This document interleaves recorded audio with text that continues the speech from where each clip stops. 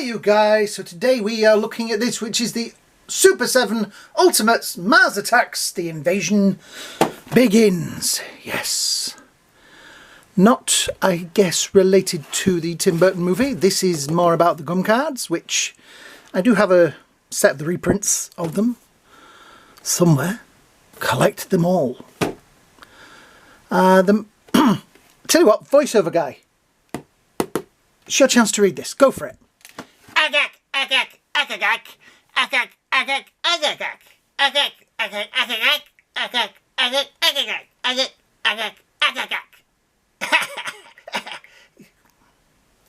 Just go sit in the corner.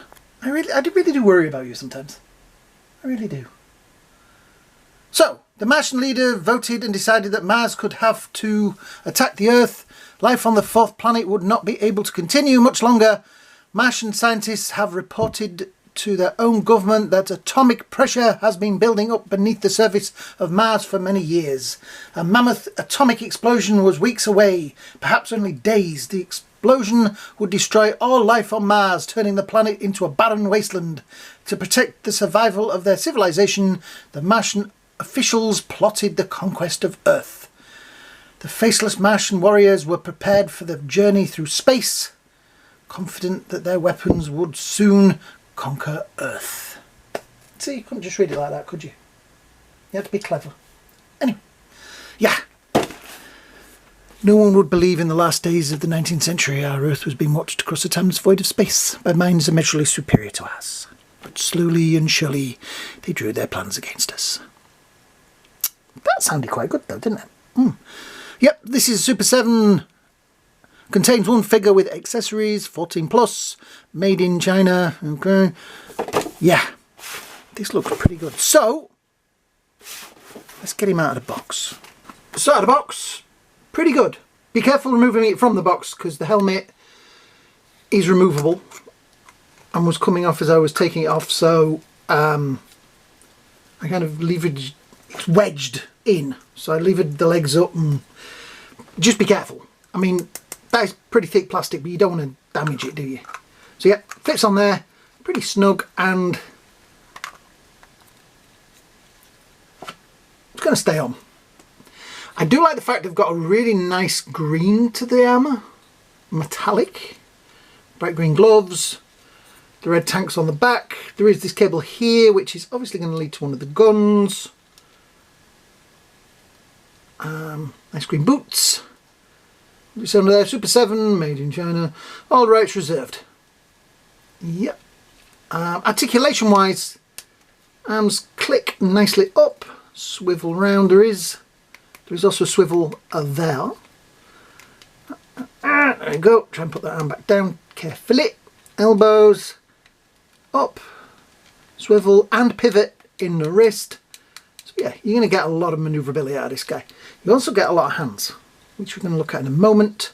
That is pretty sturdy on there, but again, wouldn't tug on it too much because you don't want them to come off. Legs up, down, out. Ooh, make a wish. Back a little bit, not a lot. He's not going to kick butt. It is pinless as well, which is nice. Not going to kick butt, but he's going to get his leg up there. There is also swivel in the boot. Is there any pivot? There is no pivot in the foot though, which is a shame because you're not going to get him into a overly action pose. But well, right. Let's see what hands we have with this. In the hands we have grippy, holdy hand, open palm, pistol grip. Open palm the other side, pistol grip the other side, proper shooty hand, and for some reason it was on its own, pointy finger. Yes, we have a pointy finger.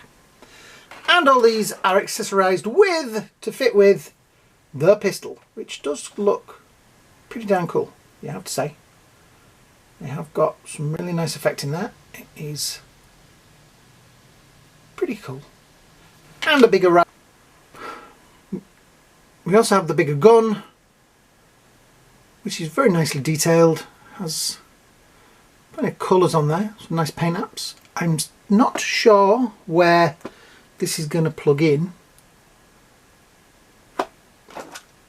Ah, right, so the plug is for that gun, not for this gun. Right, that makes sense then. I should have looked at it earlier. So yeah, this little guy, oh, pin in the bottom of there.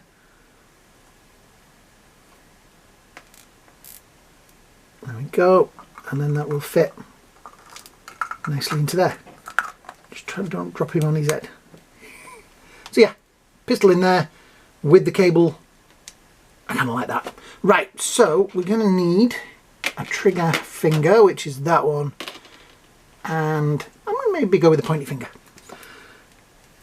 So pop that off of there and to that. All right, get the rifle.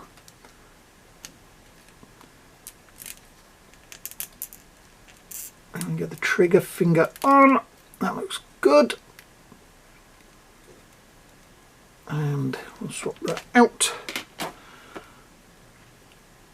I think there is an exclusive one with a half melted head. But yeah, holds the gun pretty well. Pointer finger on there. Just out of interest, is the head is maneuverable, so you can. There's a little bit of pivot to one side. Can we pivot it to one side and put the helmet back on? Not really, it's going to knock it back. Well, it's still got a bit of pivot to it, but not maybe as much as you would like. So yeah, that is going to be a bit of a problem, but hey,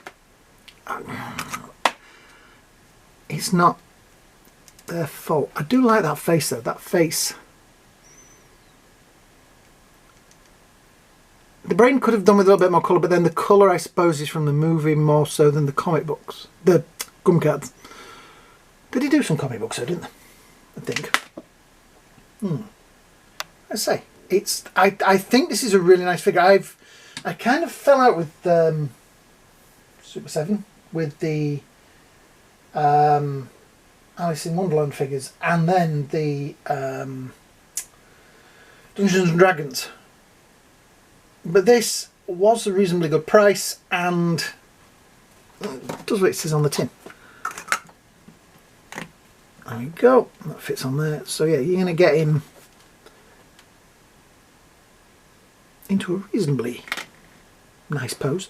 Like I say, the detailing's good on the back, the tank's nice and sturdy. You don't feel like too much of this is going to snap off if he falls over.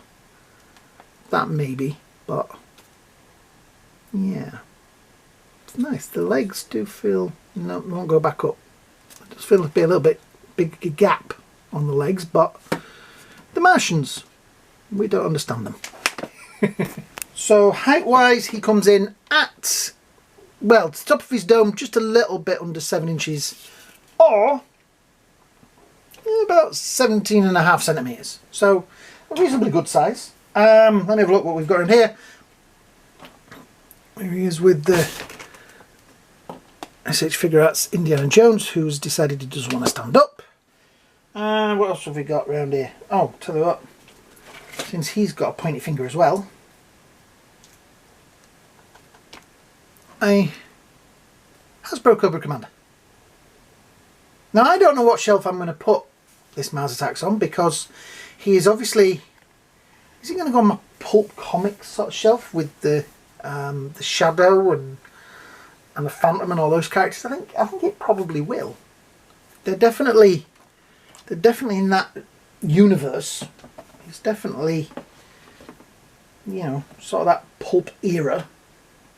Yeah, I like this. I am well impressed with this, and I really like the paint apps. And this is going to be a front of shelf.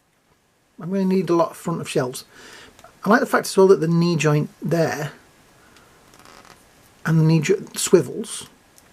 You can see that knee joint swivels, and so does the boot. So you're really going to get him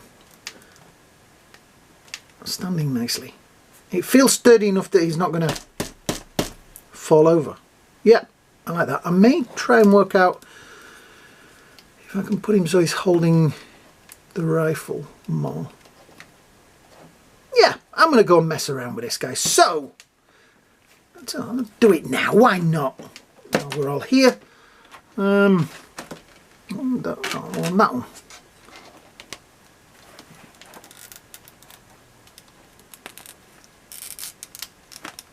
There we go. I kind of want to stand him in more of a crouch position, because I always think, but that is, again, the Tim Burton film. They run around in a little crouchy sort of pattern. Yeah, I am impressed with that, and I think that looks pretty good. So, I'm going to wind this video up. So this is a bit where usually I'll turn off, so bye. If you've enjoyed this video, please hit the like, shares and subscribe buttons down there. It really, really does help the channel. Thank you to all of you that shared. I got shared a lot last month. Yeah, it tells me, gives me schematics. But yeah, I got shared a lot. But yeah, thank you. Subscribers are rising. I want to get to that 10,000, so please, please, please, I need you guys to hit that subscribe button. Yeah? Brilliant. So, thank you for watching. Hope you have a great day. Hope you have a great night. And I will see you all in the next video. Bye now. Voiceover guy, what was that? Are you going to do that all day? Oh, you are? Oh, great. Joy.